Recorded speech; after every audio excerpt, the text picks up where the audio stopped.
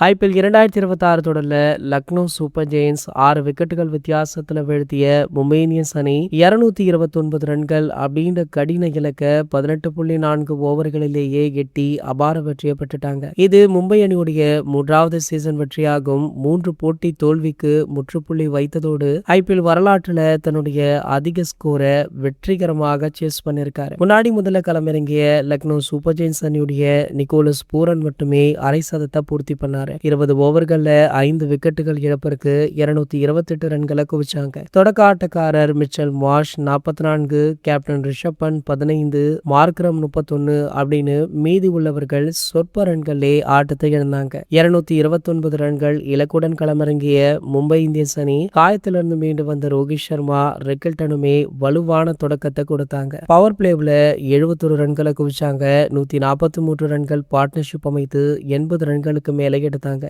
இந்த அதிரடி மும்பையுடைய வெற்றிக்கு அடித்தளமாக அமைஞ்சது. இருந்தாலுமே லக்னோ பந்து வீச்சாளர்கள் அடுத்தடுத்து விக்கெட்டுகளை எடுத்த போதுமே ஆட்டத்துல பரபரப்பு ஏற்பட்டுச்சு. இருந்தாலுமே மும்பை இந்தியன்ஸ் அணி அடுத்தடுத்த ஆட்டக்காரர்கள் அதிரடியாக விளையாடி வெற்றியை பதிவு பண்ணிருக்காங்க. இதுல ரோஹித் சர்மா அவர்கள் புதிய வரலாற்று சாதனை படைத்துள்ளதால அவருக்கு வாழ்த்துக்களுமே குவிஞ்சிட்டு இருக்கு. காயத்துல இருந்து மீண்டு வந்த முதல் போட்டியிலேயே இப்படி ஒரு அதிரடியா மும்பை இந்தியன்ஸ் விளையாடிய அனைத்து போட்டிகளிலுமே ரோஹித் சர்மா கலந்து கொண்டிருந்தால் கண்டிப்பாக மும்பை இந்தியன்ஸ் அணிக்கு இந்த நிலை ஏற்பட்டிருக்காது அப்படின்னு பலருமே கமெண்ட் பண்ணிட்டும் இருக்காங்க. இது போன்ற செய்திகளை பத்தி நீங்க உடனே தெரிஞ்சுக்க நம்மளுடைய சேனலை மறக்காம சப்ஸ்கிரைப் பண்ணிக்கோங்க.